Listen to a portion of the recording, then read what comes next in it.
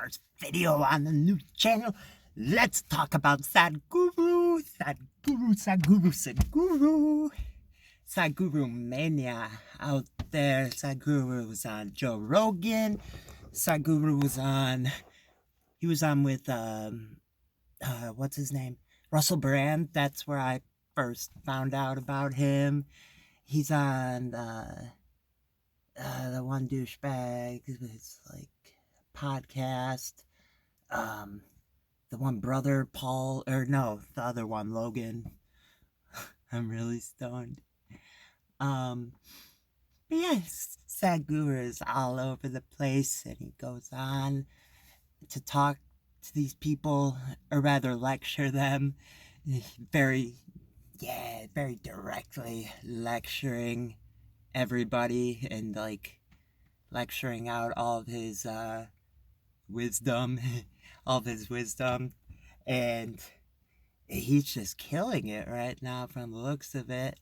I'm sure his net worth is just skyrocketing and stuff. I'm sure he has like 100 books that he's selling, and courses. I'm sure he has some wonderful courses. But I mean, what's not to love, right? And what kind of jerk off would make a video that just not shitting on it, but dismantling him, like, when there's far better people to target with that? Well, that was all sarcasm, because this video is gonna be dismantling Sadhguru and Sadhguru's entire, his character that he's putting out there. And I think the main reason why I feel so strongly about this, I think, is that what he's doing could lead to the dirtying of the rest of the pool of spirituality, of anything that could be, associated with spirituality. In a way, it could drag all of that down when you have a person who's essentially just playing a part. He's the snake oil salesman, like, through and through. And it's kind of been baffling to me, like, why nobody else seems to really be seeing this, like, anywhere near as clear as I believe that I can see this. But I've been thinking a lot about that and why that is, and I think spirituality is the one area where I feel like I have any kind of, or I feel like very highly confident in speaking up about it and talking about it, whereas everywhere else in life, like, it's always gonna come with the major disclaimer that I'm retarded. I am most definitely very retarded in vast majority of senses. As are most people, Joe Rogan, retarded. Russell Brand, like, retarded, yeah. And yet oh no, this thing's so touchy. And yet, like, I fucking love those guys. Russell Brand, like, he's fucking killing it with what he's doing on YouTube right now with the news. Like, he's the single greatest, like, news commentator out there, and he's playing such an insanely important role in this and that. But I mean, at the end of the day, like, relative to so many other these, like, past historical figures, or relative to how much there really is to know out there, which I'm guessing is, like, quite a lot. Yeah, retarded, and I think it's, yeah. But with spirituality, that's the one thing, like, that's what my life has always been about for me. I've always been that kid who's just, like, off in his own world. ADD. I got prescribed onto the medication and, like, diagnosed that very early on. I've never felt like I fit in anywhere within the society, and I've done a lot of different things, or been put into a lot of different roles, forced by my parents into these roles for the better, for the better. I have nothing but amazing things to say about my parents. I'm so fucking lucky. Everything that I am, like, the only reason I'm still, like, somewhat composed, I'm composed, shut up, but it's all because of my parents, my brother, my family. I'm so fucking lucky. But anyways, back to the Sadhguru talk. um, but yeah, something I feel confident in saying this too. Like, my bullshit radar, like how well I'm able to detect like bullshit on a person, or when a person is just playing this part and like whatever, they don't have anything to like truly back it up. Like, my radar is as sharp as anyone's out there. Like, it is very, very sharpened, very fine pointed.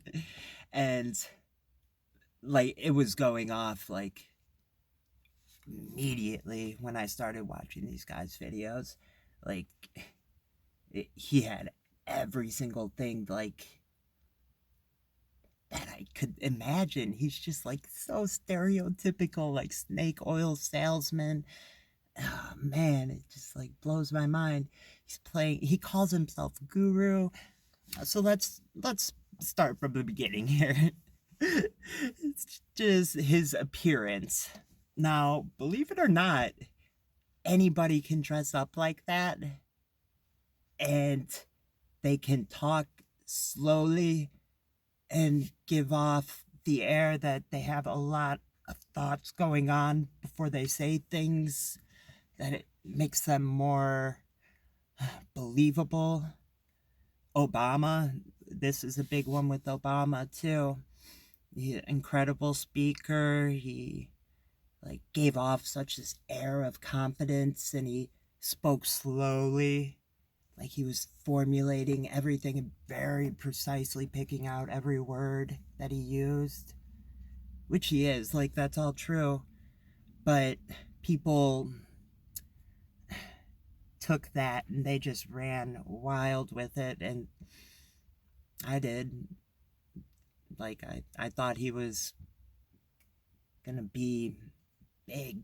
I thought real change was coming, and I was the defender of him for a while after his presidency too, an embarrassing amount of time. Um, yeah, I can't believe how long it took me to figure that one out. But talk, talk, talk, talk, talk, talk, talk, talk, talk, talk, no walk.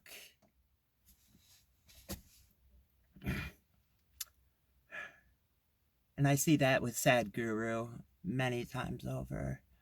Um, he has nothing new to say, like, in the least. This is all stuff that's people have been talking about for like thousands of years, like going back into history. You can look up any of these religious, spiritual texts that all these gurus are actually taking from, Why not just go straight to the source? Eastern philosophy, Eastern, like, religions, Buddhism. Like, what else more do you need from Eastern philosophy? Like, I'm pretty sure there's, like, massive, like, books and collections on teachings of the Buddha, Gautama Buddha. Yeah. But just because he talks like that, and he has the entire get up, it just cracks me up. He has the beard, he has the headpiece, he has the white flowing clothes. He is like the exact spitting image of like the enlightened spiritual guru. There's and what I stress like to Western people like myself is this isn't like a doctor's robe, you know, like there's no there's no hoops you have to jump through in order to be able to dress up like that and get that beard and like anybody can do that. And anybody can like go through an Eckhart Tolle book and just start reciting a bunch of lines from that, giving off that air and seem like, or you know, try to fool people into thinking that they're enlightened so they can make a living off of doing courses and selling books and doing media tours. Media tours look so great while you're talking down to all of these dumbass motherfucking Westerners, these white people. And, but people are still eating this all up. Just like, oh man, it's like the oldest trick in the book, man. I feel like people have been doing this for so long. And then another thing too is when I was younger, 21 years old, because it was 2013, I rather like suddenly decided that I was going over to India, partially because I was chasing after this one girl and still had a lot to learn in the areas of love and relationships and yeah, learning about who or what is actually worth going after and all that. But it was partially that, and then partially because it was always on like high up on my list of places that I wanted to travel to. It was basically India and then South America. Go over to Colombia, or sorry, Peru, and go and live with the shamans out there and get to work with the shamans, and which is the kind of work that I feel like I was born to do. It's the only thing that like makes sense in my mind.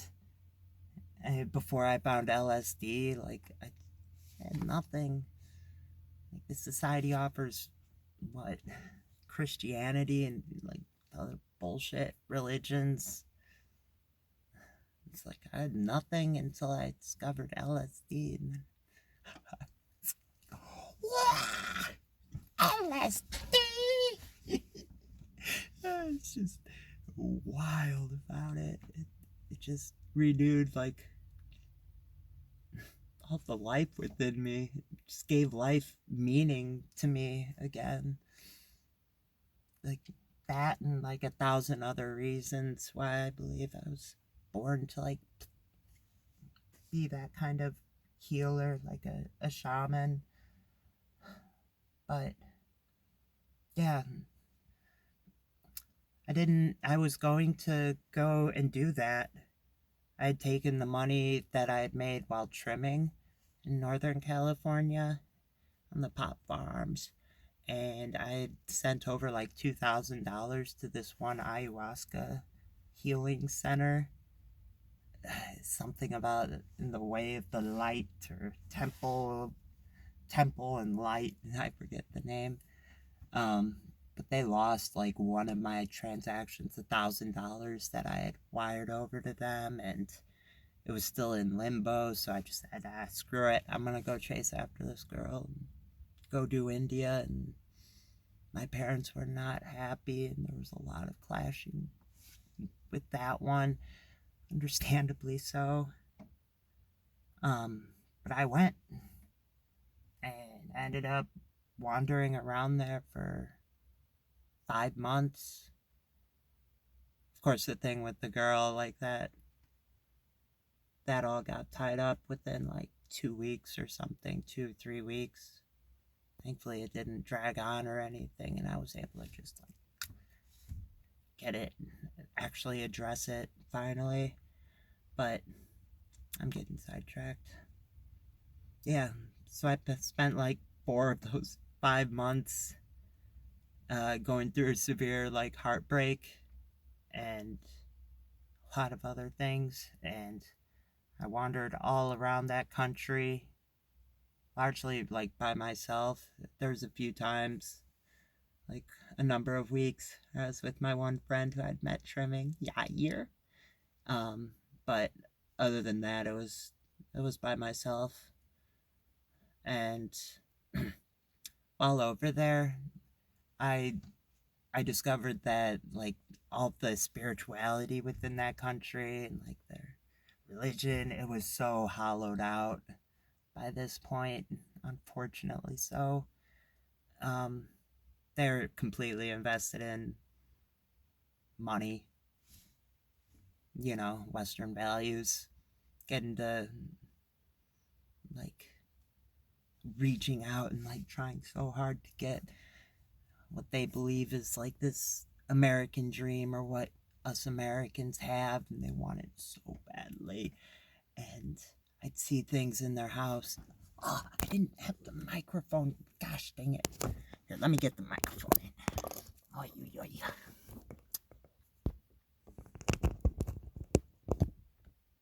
All right. See if that's any different. But there we go. But yeah, in their homes, I would see like all the time they'd have these posters where it was like a poster of a McMansion, like that stereotypical generic McMansion, really big. Um, had like nice cars out front. I think some of them had like like these sports cars and big lawn, big green lawn, and just so much like excess of everything. And that was their dreams. That's what they believed was like, yeah, their ticket to happiness. Unfortunately, so money. But yeah, it seems like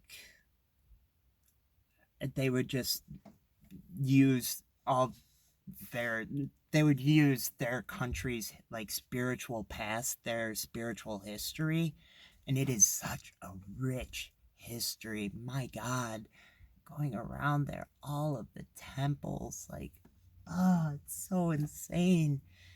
It's so beautiful in so many ways. Like all the statues and the temples, and it is a spiritual like theme park. It's incredible. The richness of it, the beauty of it. But yeah, it was just being used in ways to try to get money, make money, especially when it came to us Westerners, us travelers, and going over there. Like, oh man, they would play it up so hard to get money from us. And like when I'm talking about this, please don't think that I'm like just outright shitting on these people or something like that. They live on so little over there. The poverty is unreal. Man,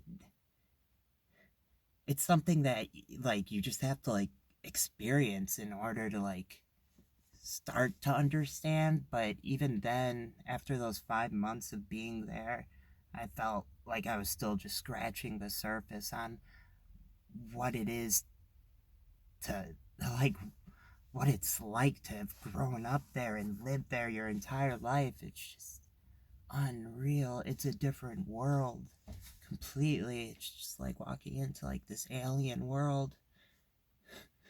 New Delhi. 21-year-old Tim just wandering in. I was so over my head. I like walked out of that airport and just looking at the streets, and I was just like, am I allowed to just like go out and walk there? Am I gonna get like, what's gonna happen here? This is insane. All of your senses just like all out assault on them, just getting so like barraged by a million different smells and sights and ooh. But yeah, so they see somebody like one of the Westerners like that, they are trying like every single thing they can, short of just robbing us, to like actually robbing us. Or yeah, mugging us, like every single thing that they could possibly think of to get money out of us. You'd get these dudes who would hang around like some of these temples that were heavily traveled by tourists, who would just do these crazy get-ups with all the guru stuff, or like, all this religious spiritual garbs and stuff, that they'd go around and try to get money from all of us, asking for donations for the temple or this or that. Some of them would get very aggressive about it too. And that's just one of the games. There's so many they would play. There's orphanages that they needed to fund. Yeah, they're just faking different ailments, or I don't know.